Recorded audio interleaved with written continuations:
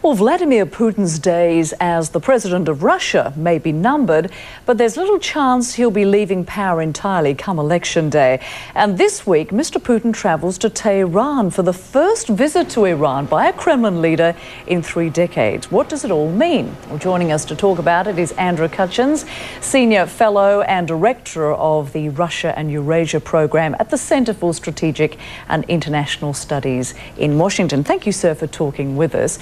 Well, as we know, of course, we are going to see a lot more of Vladimir Putin. He's planning now to be the Prime Minister of the next government in Russia. How's that going to work exactly? Can we assume that the next president then will take a much lower profile to allow him to take centre stage?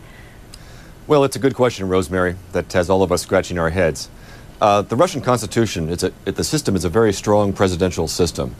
And so, de jure, there will still be very major authority that will lie in the office of the president. So for Putin to become a prime minister, and I certainly don't think he would be a low-key prime minister. This is a guy who's probably has the most political authority of any leader in Russia since Mr. Stalin, going back to the first half of the last century.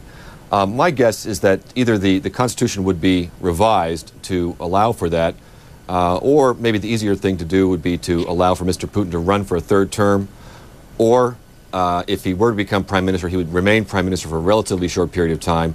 The guy who becomes president, and who, if it is Mr. Zhukov, who Mr. Putin has installed as prime minister, is completely loyal to him. He steps aside for health reasons a few months down the road, and Putin becomes president again. All right, be interesting to see how that does end up working out. Well, President Putin is meeting with the Iranian president on Monday. The US, of course, will be watching this very closely. What's expected to come out of that meeting, and what does this all mean? Well, the occasion for Mr. Putin to go to Tehran is a meeting of the 6 states which border on the Caspian Sea. And since the collapse of the Soviet Union, before then there were only 2 states that bordered, the Soviet Union and Iran. And they haven't reached a resolution how to adjudicate some legal issues about the Caspian Sea. That's the occasion. I think the important thing, though, is that Mr. Putin will be meeting with Mr. Ahmadinejad, the Iranian president.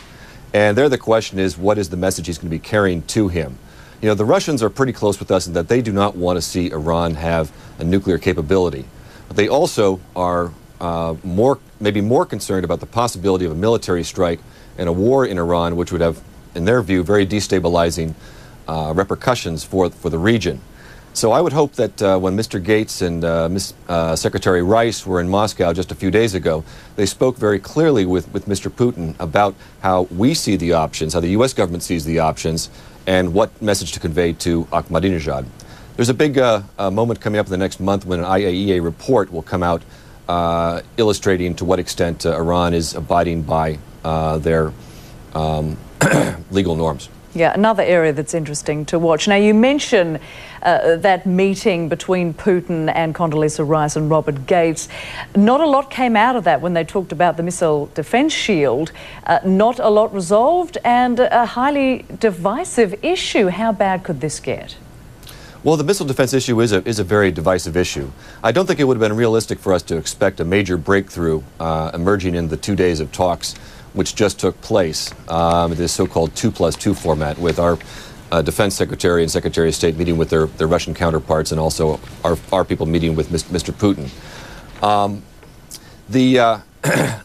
They'll continue talking about this. I mean, the United States made some counter-proposals to the Russians for cooperation. Those require time to study and to look over and to see where this can go. I think it's very possible that Mr. Putin may be playing a game to simply stall the deployments of the components in the Czech Republic and Poland. I think Mr. Putin is well aware that an incoming Democratic administration in Washington in 2009 would probably be less enthusiastic about missile defense than the current administration. So his game may be to stall. To what extent he's actually interested in real cooperation with us, that's a possibility, but it's hard to say. All right, Andrew Cutchins, thank you so much for talking with us here on World News. Thanks, my pleasure.